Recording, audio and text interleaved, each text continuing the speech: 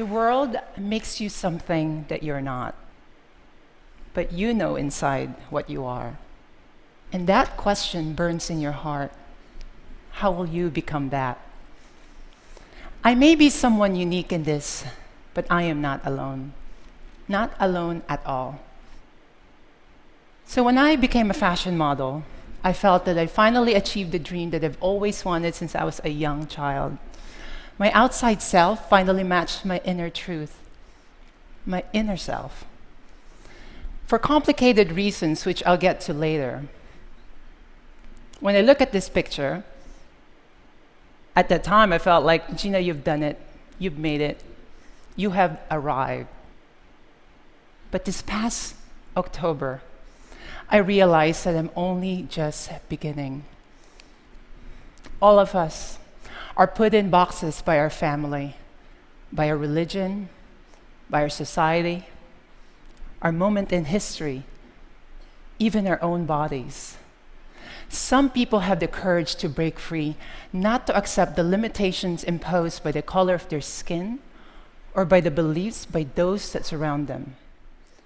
Those people are always the threat to the status quo, to what is considered acceptable. In my case, for the last 9 years, some of my neighbors, some of my friends, colleagues, even my agent did not know about my history. I think in mystery, this is called a reveal. Here is mine. I was assigned boy at birth based on the appearance of my genitalia. I remember when I was 5 years old in the Philippines walking around our house, I would always wear this t-shirt in my head. And my mom asked me, how come you always wear that t-shirt in your head? I said, Mom, this is my hair. I'm a girl. I knew then how to self-identify. Gender has always been considered a fact, immutable. But we now know it's actually more fluid, complex, and mysterious. Because of my success, I never had the courage to share my story.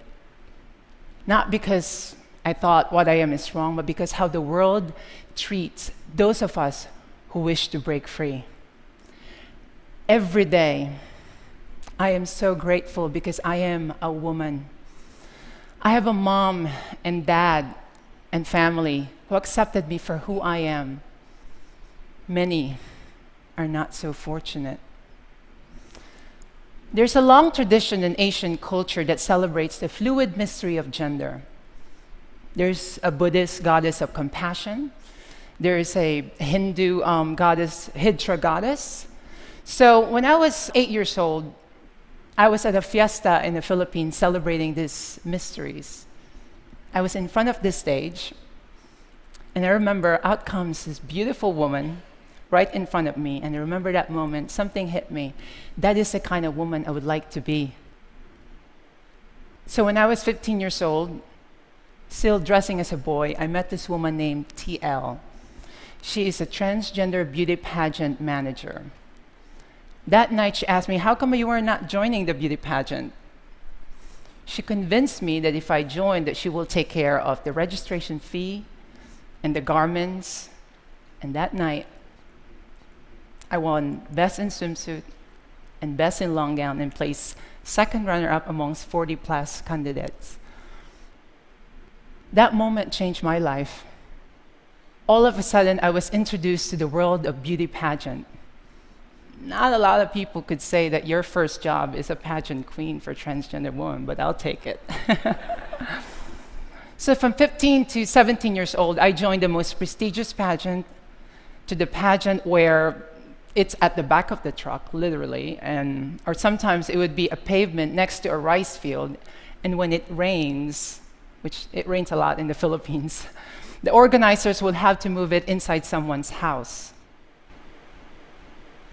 I also experienced the goodness of strangers, especially when we would travel in remote province in the Philippines. But most importantly, I met some of my best friends in that community.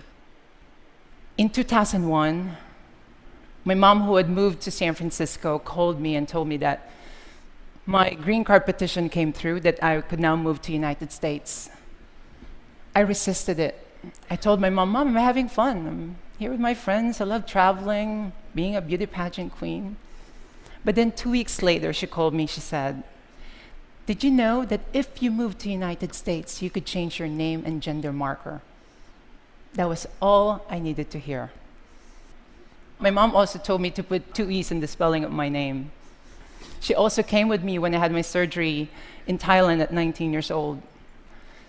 It's interesting, in some of the most rural city in Thailand, they perform some of the most prestigious, safe, and sophisticated surgery. At that time in the United States, you needed to have a surgery before you could change your name and gender marker. So in 2001, I moved to San Francisco. And I remember looking at my California driver's license with the name Geena and gender marker F. That was a powerful moment. I mean, for some people, their ID is their license to drive or even to get a drink. But for me, that was my license to live, to feel dignified. I mean, all of a sudden, my fears were minimized.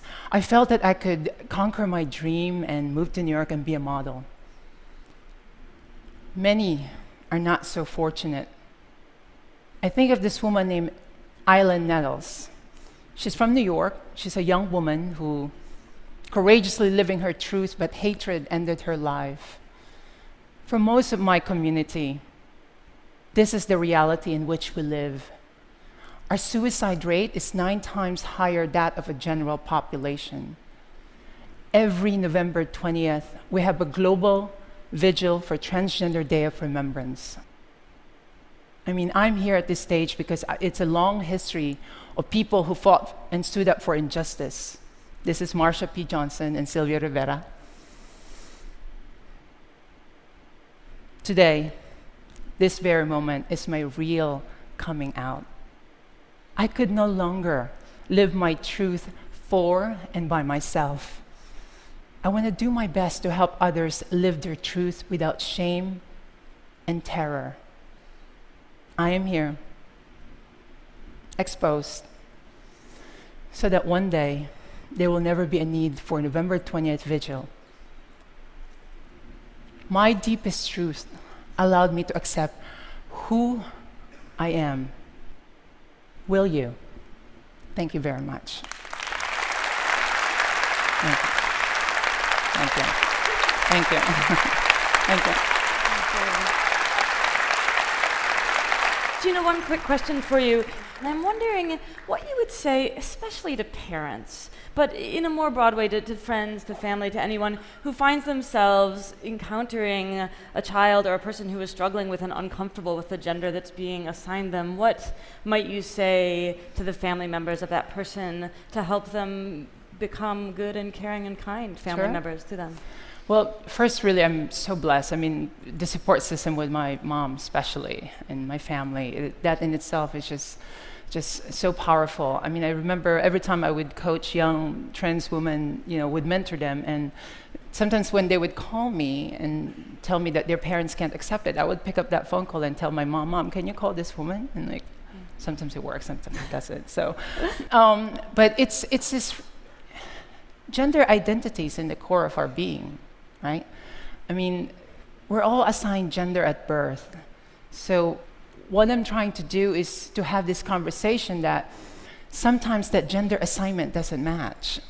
And there should be a space that would allow people to self-identify. And that's a conversation that we should have with parents, with colleagues. And the transgender movement, it's at the very beginning to compare to how the gay movement started. There's still a lot of work that needs to be done.